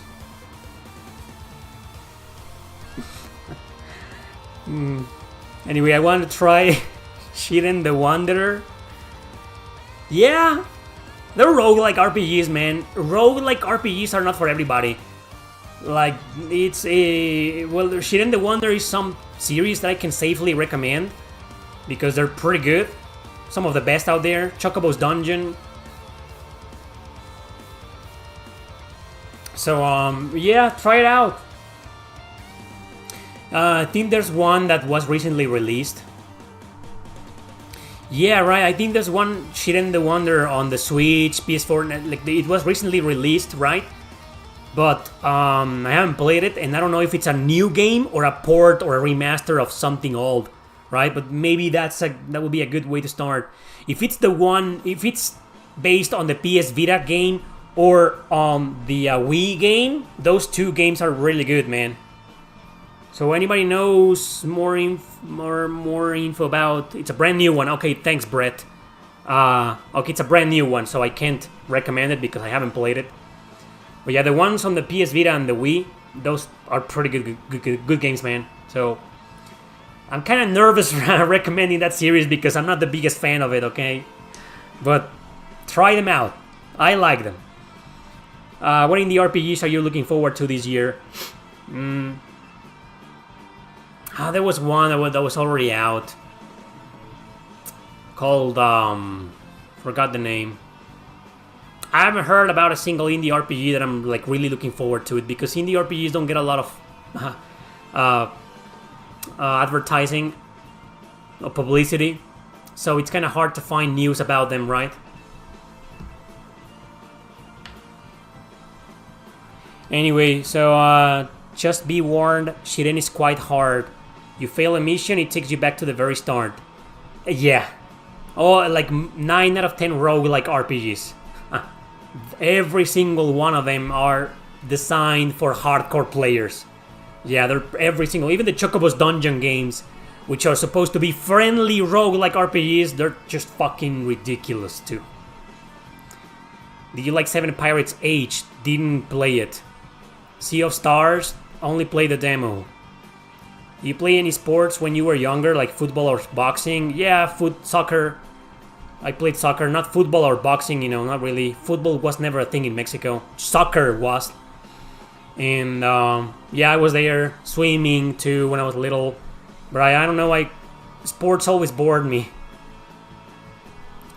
Have you looked at the Game Oddity before?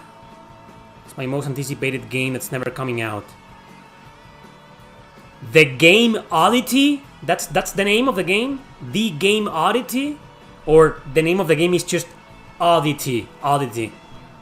Either way, I haven't heard about it.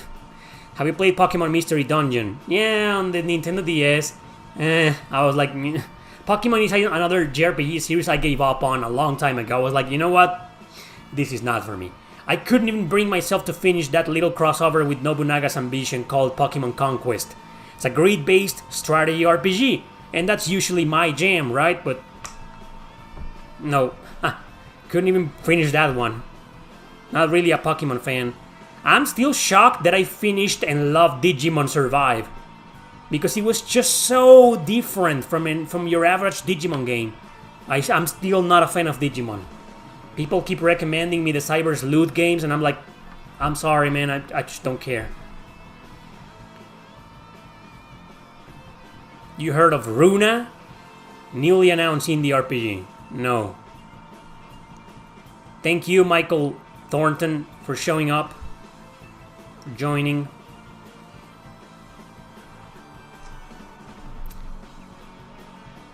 Yeah. What did you think of Monster Hunter Stories 2? The first one is getting re-released. Yeah, there's a remake. It's being I don't know if it's a remake or a remaster. I haven't looked it up that much. I don't want to confuse you even more, so I don't know much about it. But Monster Hunter Stories 2, I played it on the Switch, and it was pretty good. It was, at the end of the day, it wasn't my type of game, but I think it's pretty damn good.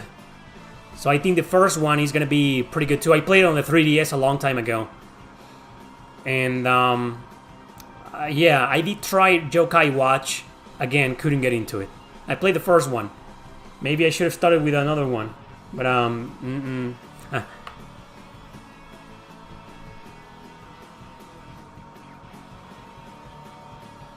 just going to ignore that comment. Arcus Angelus. Like, what the hell, man?